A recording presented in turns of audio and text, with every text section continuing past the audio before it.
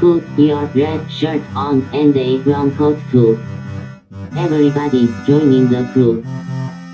We got just one drink that we rule them all. Hope you remember your thoughts. Get your Uru fingers and your needler guns. A sonic screwdriver or a sword plus one. Usually wins steel if it will get you to come. To the big tank. To the big tank. The Rocky Mountain big tank.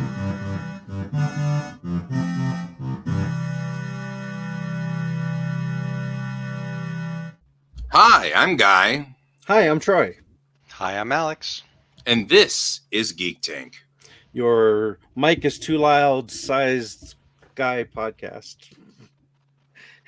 I hate to say this, but my mic is always the same volume. Okay. It seemed really loud. I don't know. Was it just Maybe me? I was just yelling. Could be. We can adjust them, I think.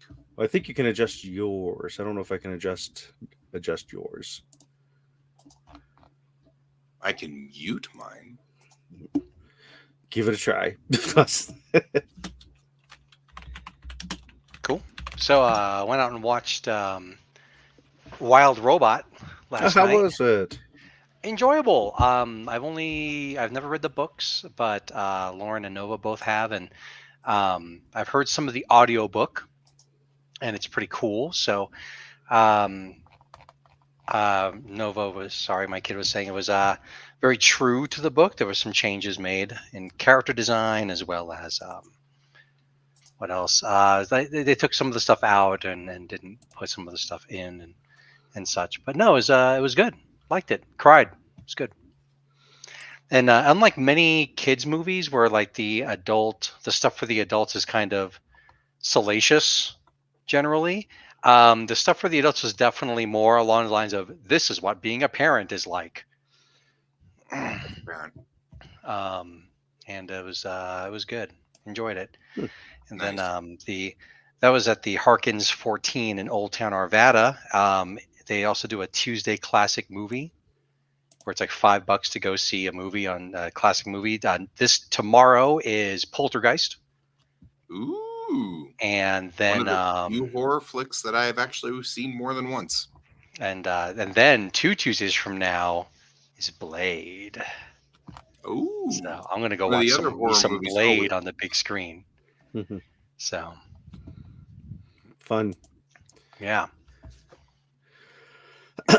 Yeah, the whoops. Wild Robot?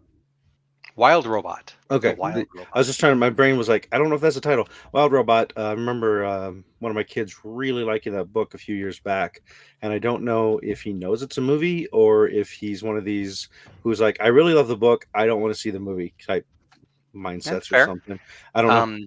Did he read the sequels? That I don't know. I don't think so. Because the Wild Robot Returns,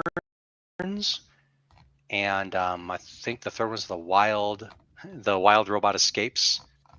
Yeah, exactly. Some motherfucker's still trying to skate uphill. Speaking of Blade, right. Mild spoiler.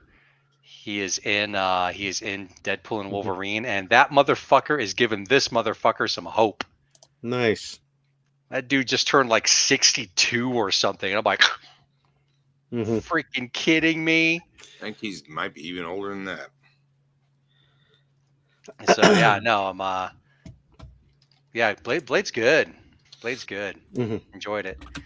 I have my own I had to set aside. No, he's 62. I got some new information. So I love the first Blade. It's great. And then I watched the second Blade in the theater and I hated it. There's a scene at the beginning where they're like charging him on motorcycles, and like the fourth or fifth pass he finally like jumps and does a backflip, half twist, lands behind the vampire, garrots it, and turns it to ash and drives the motorcycle off. And I'm in the theater on opening week. I'm like, about fucking time, Blade. Good job. But and then I saw Donnie Yen for the first time. I'd never seen him before. Oh, in that movie. well, yeah.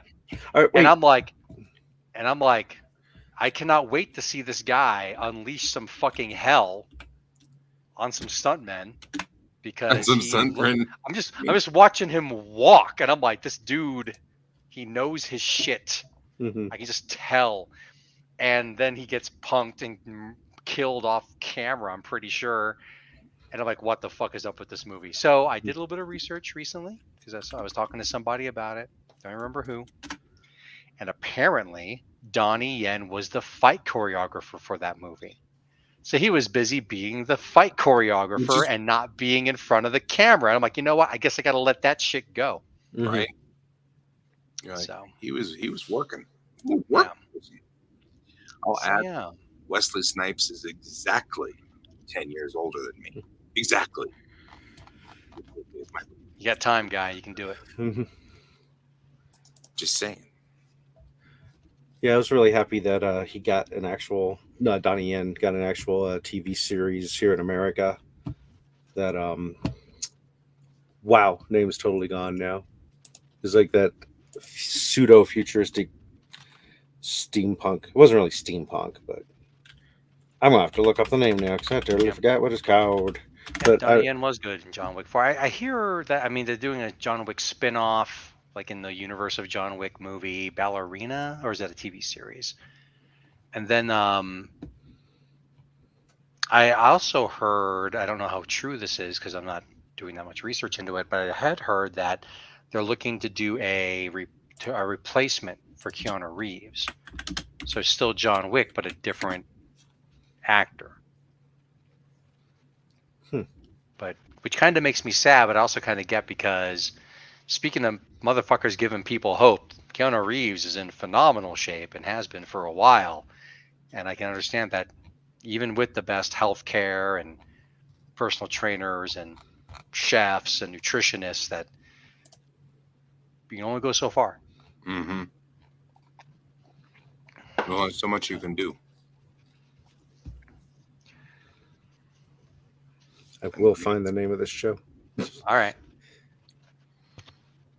That's not it. Just don't wait for me though. Knives Out and Ghosted. Yeah, I haven't seen. Brent's talking about Ballerina. Yeah, I haven't seen. I saw the first Knives Out, but not the second one. Yeah, I saw the first Knives Out. Right. They're both good. That Bob's talking about my ideal sequel, where the John Wick movie, where John Wick gets killed and the dog goes after it. Oh, that's an extra on one of the John Wick films. Oh, really? Yeah, it's like a 5-minute long extra. Yeah. Okay, I'm into this plan. That's pretty cool. Yeah, we can totally watch it. I got it on the Blu-ray. That's cool. And then Blu-ray. I don't think I saw any trailers that really piqued my interest. I got stoked seeing on the screen. It's like upcoming Tuesday Classic was like Blade. Hell yeah! I'll watch that in the theater again. Okay. Seen them on airplanes. Snakes. I'm just saying. That's what they get there, you know.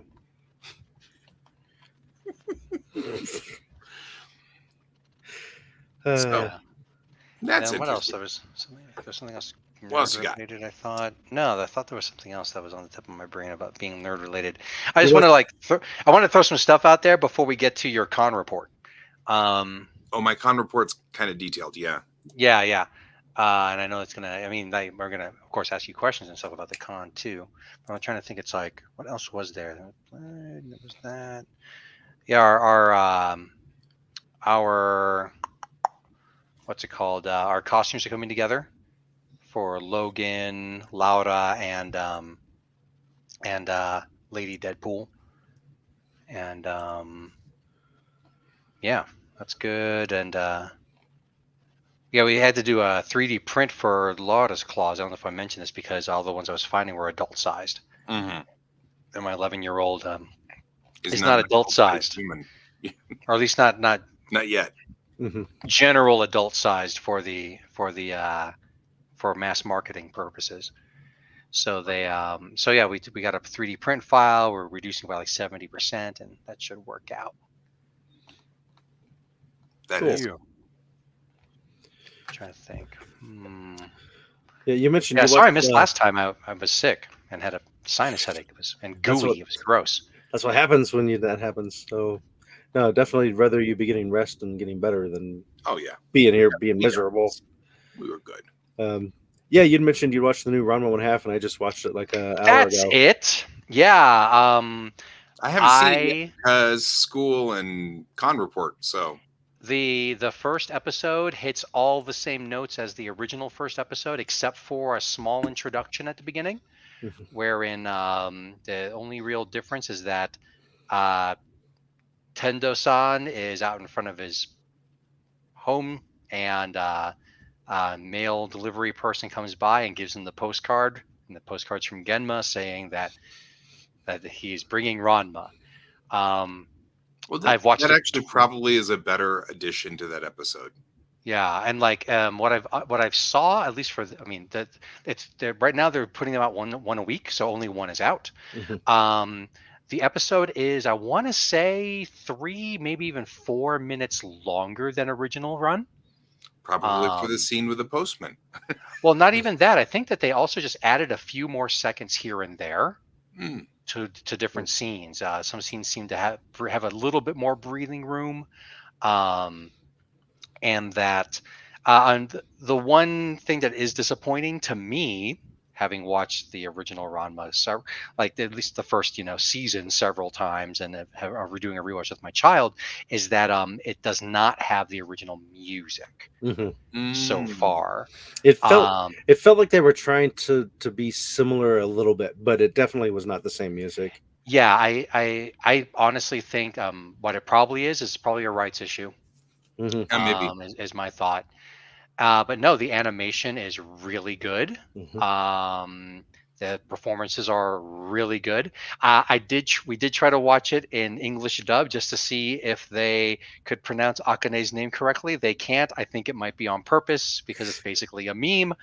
But we turned it back to Japanese subtitles. As far as the animation goes, I actually like a lot of the fighting looks better Mm. to me. Good. You can they actually take the time to show what's happening in the fight. Often, I mean, there's still stuff so fast you can't follow, but when things are connecting, that pause, that hit, that block, it's cool. It feels right. Yeah. From what research I did, almost the entire main cast and maybe even some of the ancillary cast have reprised their roles, with 2 exceptions. Genma's original voice actor is now the narrator, Hmm. and Tendo-san's original voice actor is not appearing in this cast, as far as I can see. Okay. For other things that I noted, sorry, Troy, I'm just No, that's fine. keep rolling. My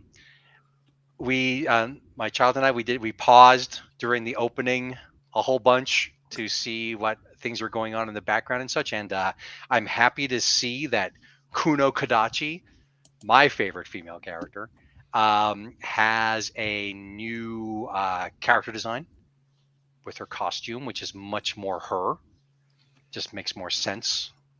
She's in like black and purple as opposed to green. So yeah, like looking forward to seeing more of what they do with it. Hopefully, since the series, the manga's over and we don't have any filler episodes, hopefully Haposai will be kept to a minimum.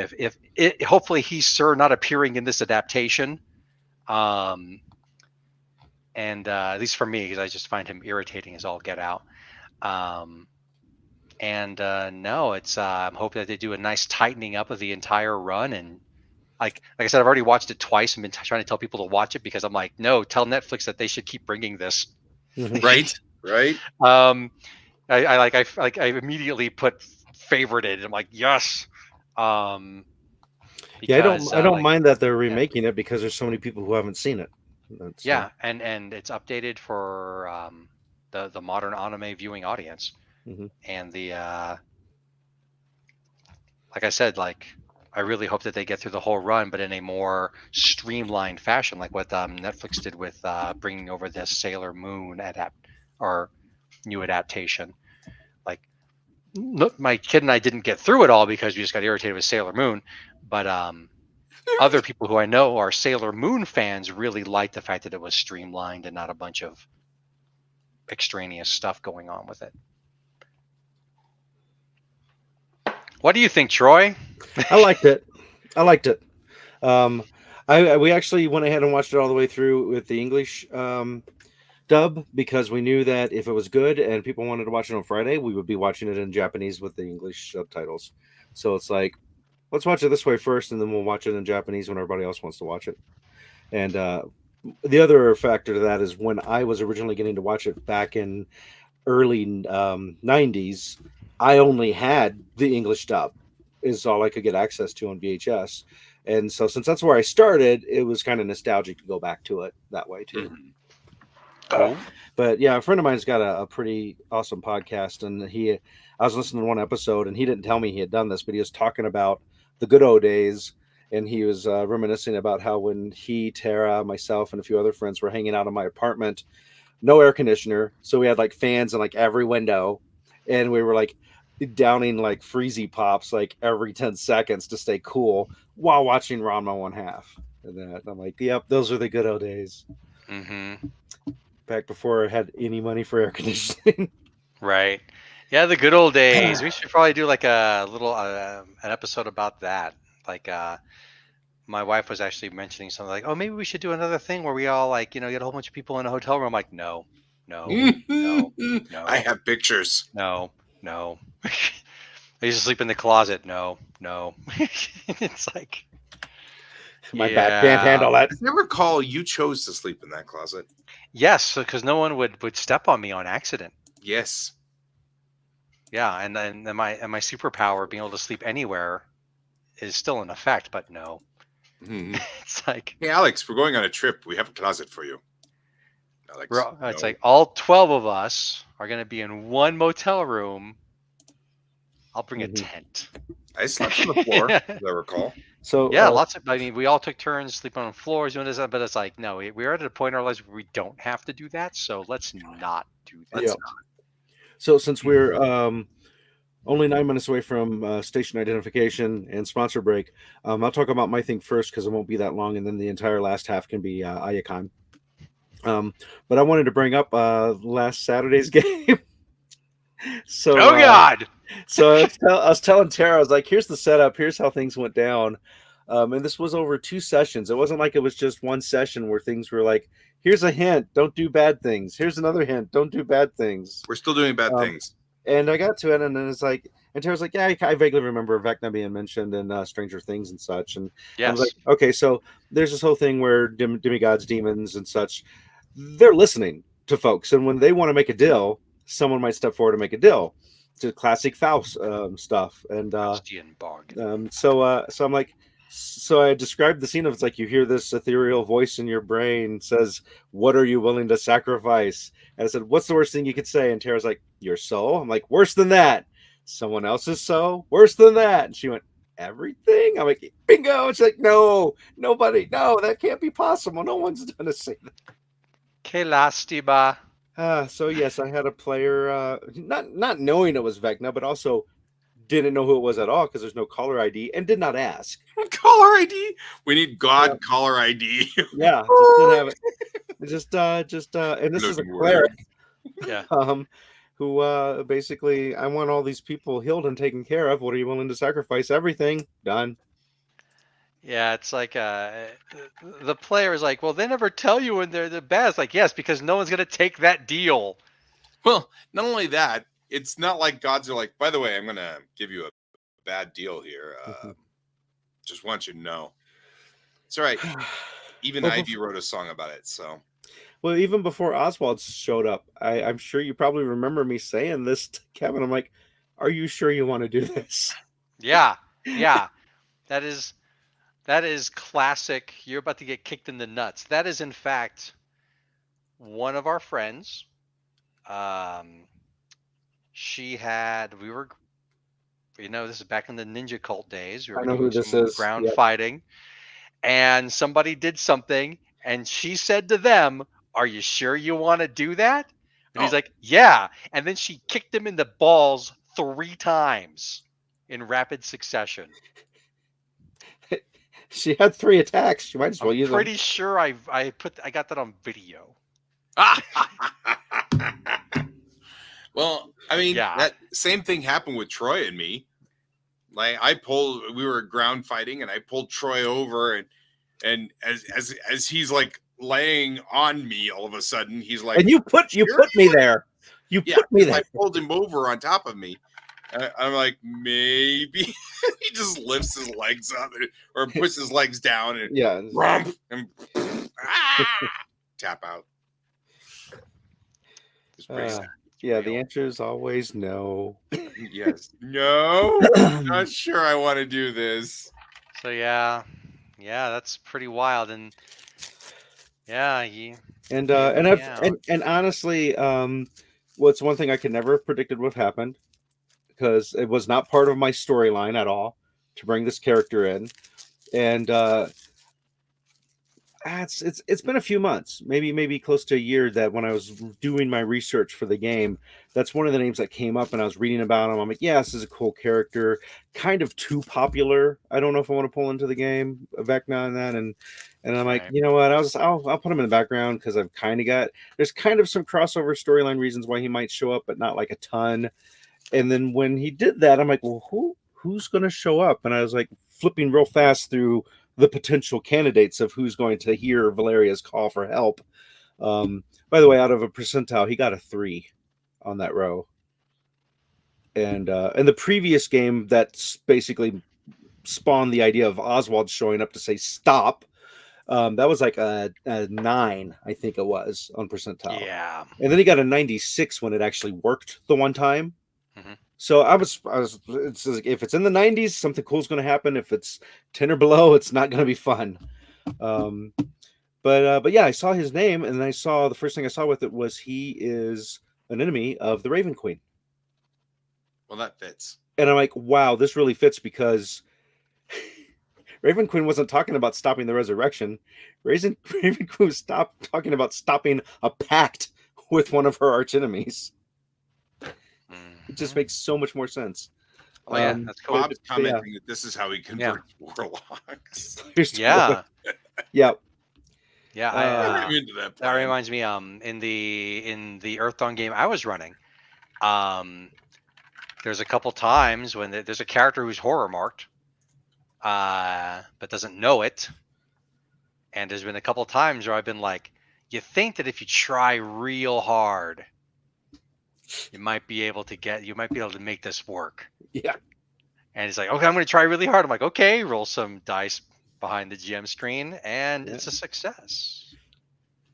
Tally mark. Yep. It's like, I would like to, not to distract from this comment, but I real quickly just pulled up Facebook so that I could clear the message that you sent, Troy, and noticed that one of the top hits here is this attractive young Japanese woman, and it's "Japan is waiting for you." And I have noticed that recently there has been a lot of these spam-esque things. And I've even gotten now a couple of spam messages in Japanese.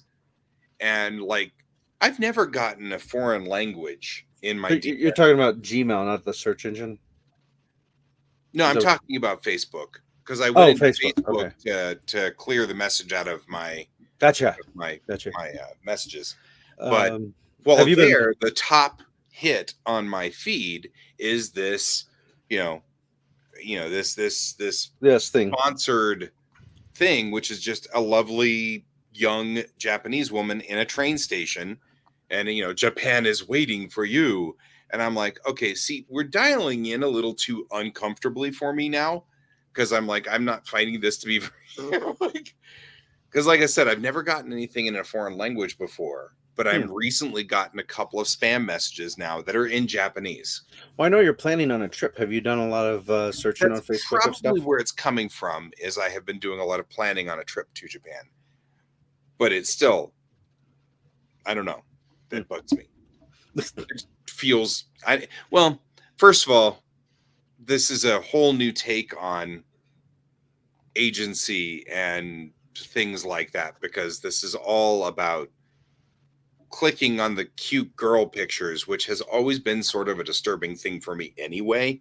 It always kind of bothers me, those ads anyway. Although she is perfectly well clothed, which I've got to give them props for. Stop clicking on them then. Time where I'm like, well, I'm glad my kids aren't looking over my shoulder while I look at my Facebook feed, because I'm like, where did this come from? This isn't. I'd understand if that was like my search history, but it really isn't. So I'm kind of like, okay. And so at least it's dialing in. At least she's well dressed, which is kind of a nice change of pace. But yeah, I just wanted to bring that up because it's been coming up a lot on Instagram and it's been coming up on Facebook, and I know that they're tied together. Right. And also, when you sign up, there's all that fine print, and that's what that fine print's talking about. Yeah. I always use that as a description when telling kids about the express consent law. When you get your driver's license, you're basically agreeing, if I'm asked to do a breathalyzer or a drug test and I refuse, I'm basically giving up my license. Right. So that's in the fine print. If you combine that with the zero tolerance law, I actually went and dug into that zero tolerance law because I want to actually do a little bit of a redo on that. But you combine it, if a kid is drunk at a party and not driving, the State Department will revoke their license. So the whole point is, if you're under 21 and drinking alcohol, as soon as the police showed up, you're screwed, because you can refuse the breathalyzer and lose your license, or you can take the breathalyzer and lose your license, even if you're in the basement of somebody's house. And I've been trying to explain that one too, because it doesn't even require you to be in a car. Yep. Which, that's another one of those listed under, well, now wait a minute, for me, because I'm like, I don't know. You know what else doesn't require you to be in a car? Doesn't require you to be in a car to be a sponsor of Geek Tank, because Geek Tank is sponsored by Kieran Games, Geekway Homes, The Massage Wizard, and Your mama. Yeah, that seems just, it's like, oh, so you were drinking, but you weren't endangering yourself or others? Yeah, I know. That's my problem with it too. So we sure hope you don't sit there and drive illegally anyway. I know. Well, that's part of it, is that as a teacher and someone who actually has dealt with junior high kids, 7th, 8th, and 9th grade, the odds are good. They're already exploring that avenue. I know, because we had kids that explored that avenue. And so by putting that absolute block on it, you prevent kids from calling for help. And instead, they just decide that the only option they've got is to get in their car and drive home, which causes the problem that we're trying to stop. Right. And I'm like, that didn't help any. All you're doing is getting kids who, because and that's not new. I lost a number of friends when I was in junior high and high school to that exact problem. They would go to a party and they were totally okay with staying at the party, and they were going to stay there all night. They weren't going to go anywhere, weren't going to do anything. But then all of a sudden it was, you better come home and you better not be drunk. And, okay, what are you going to do? I tell the kids that too. It's almost like abstinence doesn't work. No, it doesn't.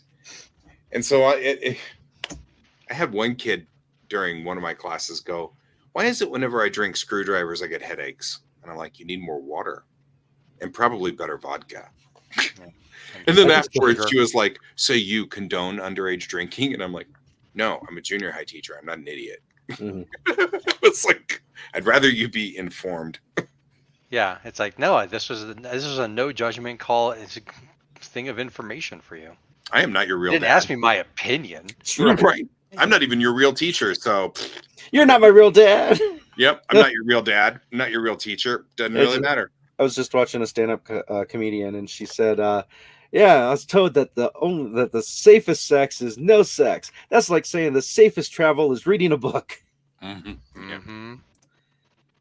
Uh, well, Oh, I tell mean, I us. guess Anyway, one Oh, yeah. could argue that that's technically true. mhm. What's not All right. travel? Time Ayakon. for. Yeah. So Iacon, first of all, for those of you who are unfamiliar, Iacon is a pop culture con that happens every year that's sponsored by the Native Americans that are in this area. It's headed up by Christina Badhand and her husband, Rafael Maldonado Badhand.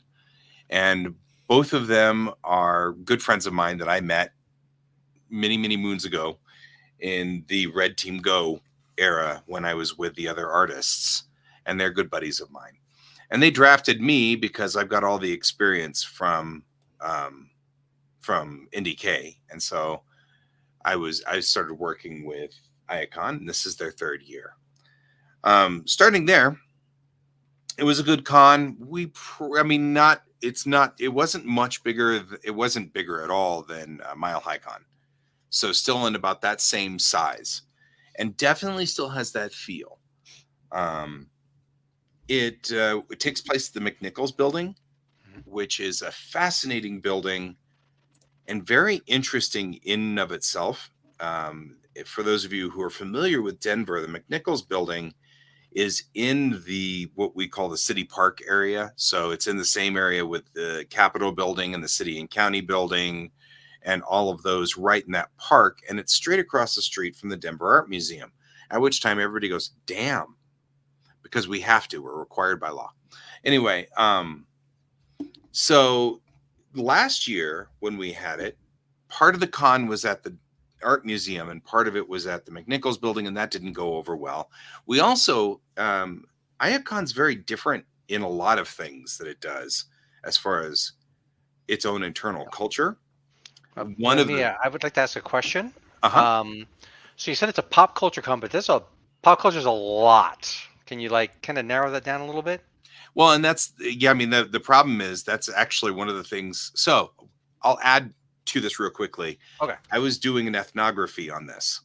So when I refer to my ethnography, I was doing an ethnography on this. For those of you who are not familiar, ethnographies are research done by a cultural anthropologist. And for my class, Advanced Ethnographic Research, I was assigned, well, I wasn't assigned, I assigned myself to my own culture. So I'm doing ethnographies on both Iacon and Mile High Con in 3 weeks. So what that means is I'm researching the people and kind of doing observations and things like that, and practicing getting my verbiage correct and learn, because these are the people I know. So to that end, one of the things I had said was Iacon is still very small, but it's centered around the concept of bringing in native cultures, for lack of a better word, brown people. It's trying to kind of bring in people of the cultures that typically don't have access to the larger cons for price reasons or whatever. And so there's a lot more of sort of a diversity in that culture group, which means that we're getting everybody. We have, but they're all geeks. It's just that they're all geeks of everything. I had a 2-hour discussion about Transformers, then turned around and talked about Batman, and then discussed Star Trek for a while with somebody. And then, you know what I mean? Like, so it's all of the pop culture. So that's why it's just a pop culture con, because of the diversity. And I think a lot of that has to do with the size of the convention. It's too, it's very, or the, not the size, but the demographic that it brings in. Because it's definitely got a very, very different feel than the other conventions that I've been to. And it's really rich. It's a very rich convention, like lots of different culture and fascinating stories. I'm gonna have to say that it's probably one of my favorite cons to go to for that reason. Just so many people, so many different things, so many stories. So to that end, that was one of the things that was fascinating, was that this con also has a lot of native culture built into its ceremonies. So opening ceremonies and daily ceremonies. The opening ceremonies start with smudging, drums, dancing, and we're talking about native dancing, with that kind of thing, and led to one of the most interesting, as both just me and as a cultural researcher, moments, which was the prayers at the very beginning of the con. You know, of course, they were doing the dances and they had the drums going, and they had a conch shell that they were blowing, and all of the things that you kind of associate with native culture. And before that started, he had done this speech about colonizers and them taking back the words and the culture that was kind of wiped out by the Spanish and ultimately by the Americans, and trying to kind of revive and take back a little bit of that culture and restore it. And then the opening ceremonies began. And when they did, they started smudging, which is where they light incense and they blow the smoke places using typically eagle feathers or feathers of a bird of some sort, made into a fan. Well, at some point during the opening ceremonies, they summoned the staff to come up and smudge the staff. I'm the only white guy on that staff. And then, so after that speech about colonization and colonizers, I was suddenly very acutely aware of just how much I wasn't like the others. And I felt kind of very self-conscious. I have been smudged before, but I don't think I have been smudged since I was 12 or 13. As I have discussed many times, my mom, Your mom, worked with the native cultures here in Denver. So I grew up with a lot of the native cultures in our house and in the cultures and just by nature. So it's a comfortable culture for me. It doesn't feel alien to me at all. And which is why this was kind of extra, I don't know, uncomfortable. It's because normally I don't have a problem with this, but we just had this long speech about colonizers. And I'm like, So that was interesting. I also had an experience with one of the elders that I really enjoyed. He was messing with me throughout the entire weekend by, I guess it started whenever he first came downstairs and I was helping set up the signage and everything on the front of the building. And he came out and said, "What does Iacon mean?" And I said, "Well, I believe it's a Lakota word." And he goes, "Huh, I'm Lakota." And I'm like, "Well, then I would suppose you would know it better than me. I don't speak Lakota." And he goes, "Well, what do you think it means?" And so I had been told it was like togetherness or whatever. And so I kind of said that, and he, okay. And he walked off. And later on, I went to Christina and I was like, I just had this sort of interaction. And she's like, "He was messing with you. He knows darn well what Iacon means. And it means to become. And I've told you that like 10 times. And I'm like, yep. And I have forgotten all 10 times, apparently, because I am who I am. And so throughout the weekend, he was constantly like having these wonderful little interactions with me. And of course, he told me his name, and then I forgot his name because I forget everybody's name. So he told me another name I could call him or whatever. And it was really kind of self-derogatory. So I didn't want to call him that. And so, but I knew that it was sort of a backhanded statement somehow. So it was actually kind of aimed more at me than it was at him. And so I'm like, I kind of see what's going on here. So later on, I ended up giving him a hug. That was my response to this whole thing, because he just seemed huggable. So that was my response to this. I'm like, I don't, I didn't know what else to do. And I don't hug them. That's taking away their soul. Oh wait, yeah. that's cameras. Never mind. Cameras. So he decided his name was Huggy Bear from that point forward, which means he went with it real well. But he and I really actually kind of bonded. But I thought it was interesting. He was the grandfather of one of the vendors. he didn't really understand the geek culture. And I thought he and I actually both had something very in common. And that was there are two vectors of cultures in this particular convention. And I was sort of the outcast on one of them, and he was the outcast on the other. And I thought that was fascinating in its own way. Huggy Bear was in Starsky and Hutch. Right. But I still felt like that was an interesting, and I think that may have been one of the reasons why we kind of bonded. But yeah, so it was a good convention. I did a panel on how to draw comics, and that was well received. The convention, by the way, is open to everybody, and that seems to be sort of an ongoing miscommunication with this particular convention. The reason it brings in a lot of people is that it's also, at least at the moment, free. The entry is free, so it costs nothing to go. So you can come in, and that was kind of cool because we didn't have to do badge check, like, and it has a fashion show on Saturday night, which is fascinating. That is pay to enter, but it's legitimately like a fashion show with models and different clothes and things like that that are inspired by native culture and by geek culture.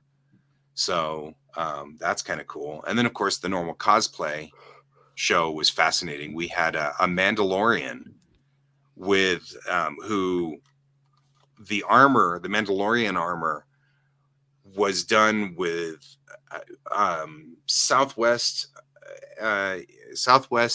Native Tribe scroll work. So it was all very detailed and intricate scroll work. And inlaid in all of that were Mandalorian symbols and things like that. And I was like, this is just absolutely stunning. Like, it was so cool. And it was just so pretty. And he had done many things like that. Actually, his booth was upstairs, and he had a number of things that were similar. And I really, just so pretty. And stuff like that. The Mandalorians seem to be very popular, specifically with this fusion function. So there was like, because he wasn't the only one. There was another one who was in female Mandalorian armor, but the same thing. It was crossed with native culture, attributes. And it was kind of cool because we actually did have like a guy cosplaying as a Jedi. And I have a picture of the Mandalorian and the Jedi is just a normal Jedi right next to this exquisite armored Mandalorian. So, but yeah, the con was really, really good. And I'm still working on finishing up my ethnography on it. So there was that. Any other questions then? I will now open. I'm done with my report. I was doing a quick search to see if anybody might have posted pictures of that from I have a picture of it, and I'll see if I can't find it while we're talking. Now, was it mostly kind of local guests and such, or did they have like guests from out of town? It's interesting. We didn't have any guests.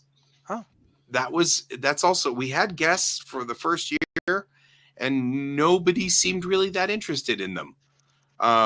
So because I think that one of the things about the con is that it's more like, it feels like a small powwow. I don't know if anybody's been to powwows, but the powwows really are kind of like all the tribes get together and they all say, "Hey, haven't seen you in a year." You know what I mean? Like, it feels more like that. And so it doesn't have video rooms. It doesn't have game rooms. It doesn't, it's just one big meeting room for everybody, which was kind of cool.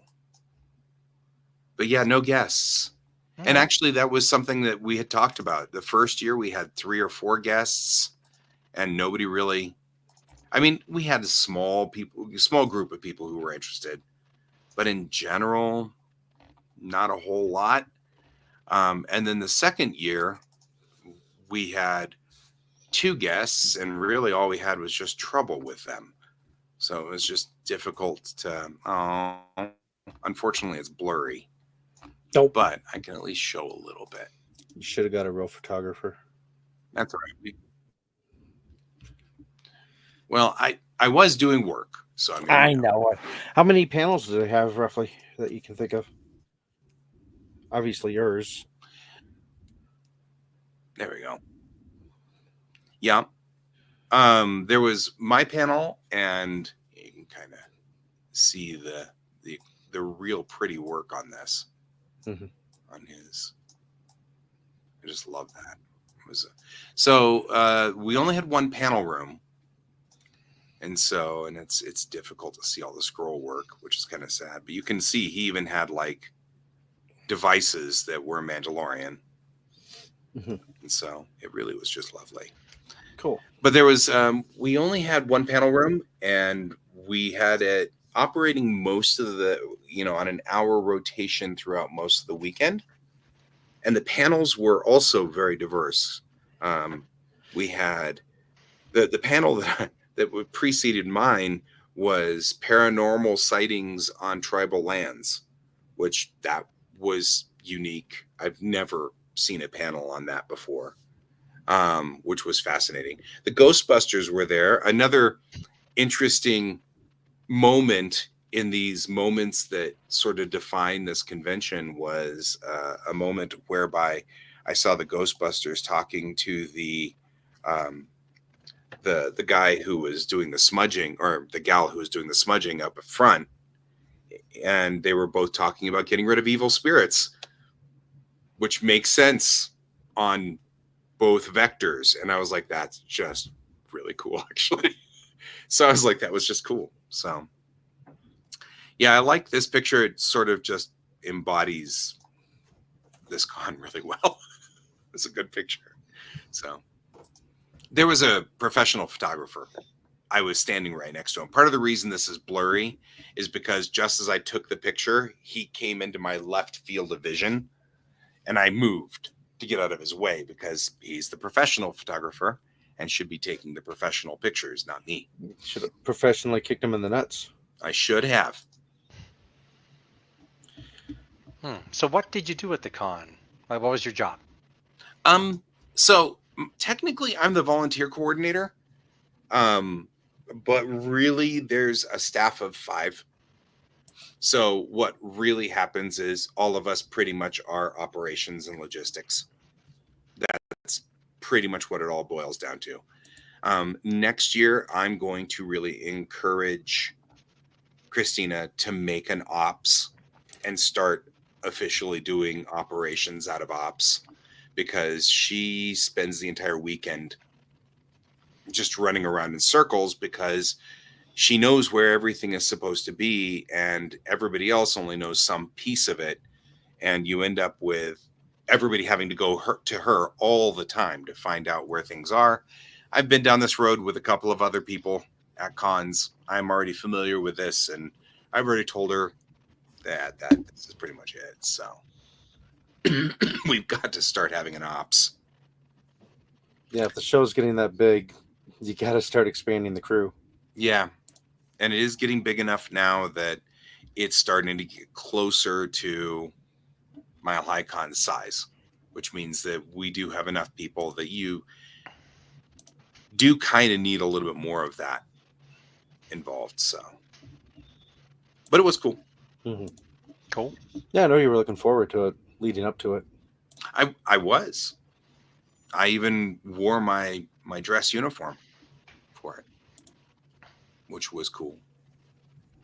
Cool. Any pics of you? I'm sorry? Any pics of you? I have one pic of me. All right. Pixar didn't happen. Right? Let me get that over here.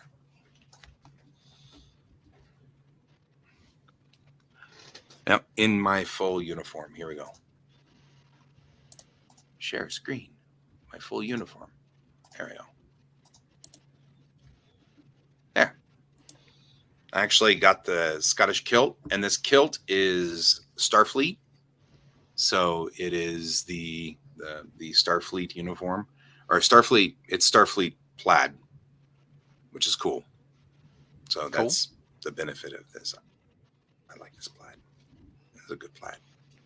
So yeah, and they were even the people who did the kilt even made the Sporon have the same plaid, which was nice of them. They didn't have to do that, but they did.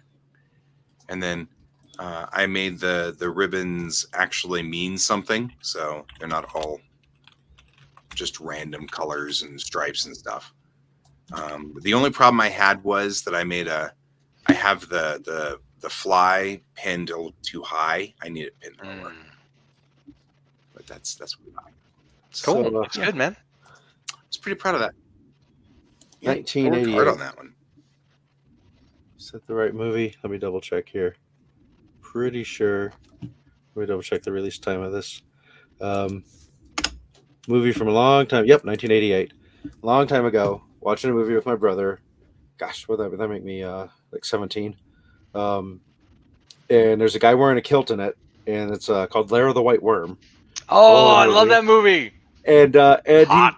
he reaches into his Scottish pouch of his kilt and pulls out a hand grenade, and I'm like, who knew hand grenades are standard issue to all Scots or kilts? Scottish always have hand grenades. And they never check off grenaded. It's like it just came out of nowhere. Yeah, it's been so long since I've seen that movie. I remember it was over the top. Yeah. I mean, I'm just going to tell you right now, that's what I keep in that spawn. Mm-hmm. I mean, everybody keeps grenades there. At least one. Right? That's important, man. Just saying. Yep. Hugh Grant. Yeah, that had Hugh Grant in it. I remember that. I rewatched it as an adult too. Like it was wildly inappropriate for me to watch it when I first saw it.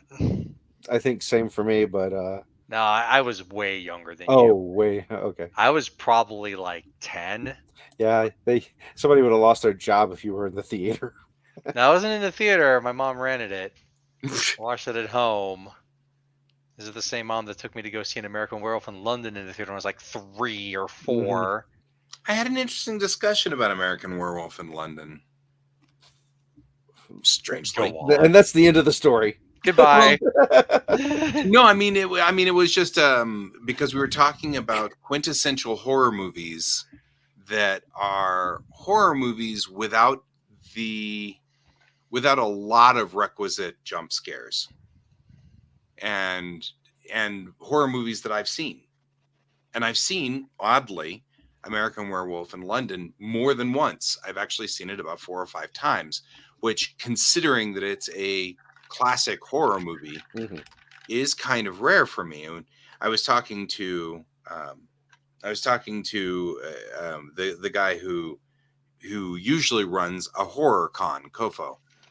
His name's Dan, and he and I were talking because he had a booth there, and of course we were talking about fandoms because, like, you were asking, what does this cover? Well, Kofo was there, so Colorado Festival of Horror.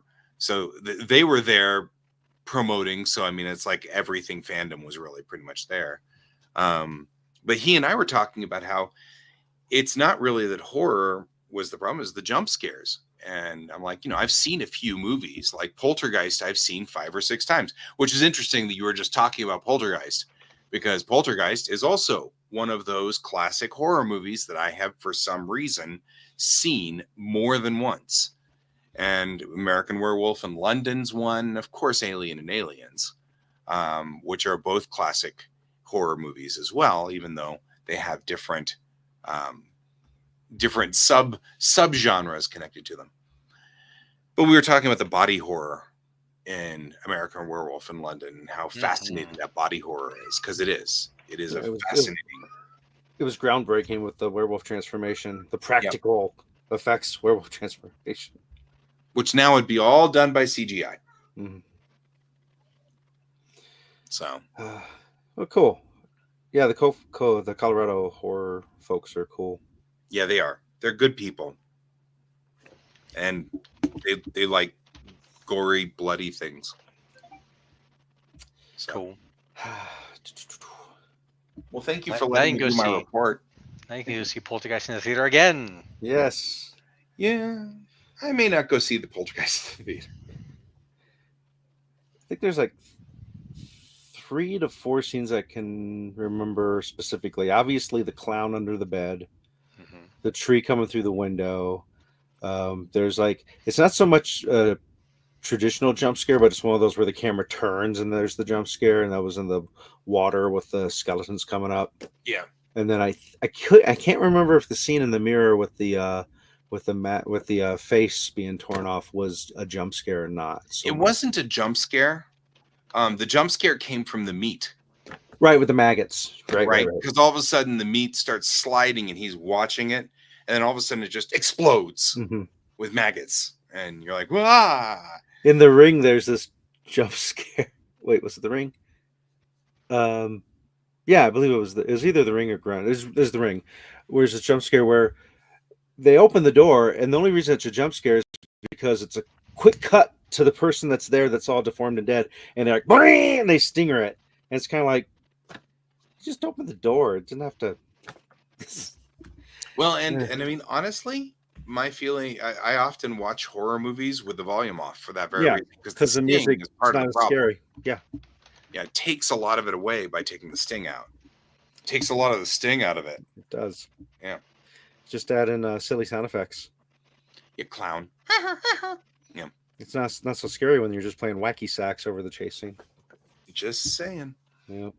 But yeah, that's the thing. For those of you who usually follow me over to my own show, I'm not going to broadcast tonight because I have a final that's due at 11:59 tonight, and she said it'll take about 70 minutes to do.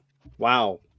And so I'm like, well, I guess I better get cracking on that one. It's got small essays in it.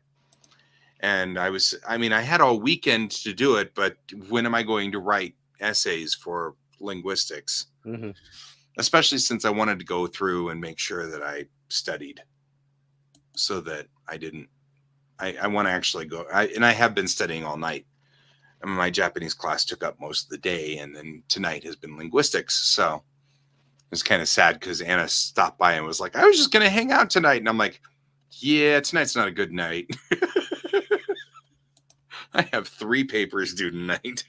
I've knocked 2 of them out. Well, I had 2 papers and a test. So they call it a final, but there's always another one afterwards at some point. Yeah, I should say midterms. I'm sorry. We're coming up on midterms. So that's what I meant to say. I just meant that in another class there'll be another final, so it's not really the final. I guess it depends on what you're calling final. I mean, I guess in life there are no real finals. Well, there's one final. Only for one person, though. Not really. Well, I mean, with that attitude. Not with that attitude. That's a Rube's game, right? But I mean, like, one could argue that. One could certainly argue. All right, yeah, I got to scram too, so no hanging out with you folks afterwards. No worries. All right. But yeah, fun show. Good to hear about Iacon. It was a good con. I hope you guys show up next year. It'd be awesome. Okay. You're like, if I have to. Next year, I'll be a little bit less freaked out about them smudging me, which was what? You're going to do what? But I'll be prepped for it now, and it'll be okay. So I guess that's it, though. Good night, Bob. Yeah, thanks, Bob. And good night, Brent. Thanks, Brent. Wherever you are. And good night, John Boy. Good night, Mr. and Miss America. And all the ships at sea. And until next week, I've been Guy. I've been Troy. And I've been Alex. And this is Geek Tank.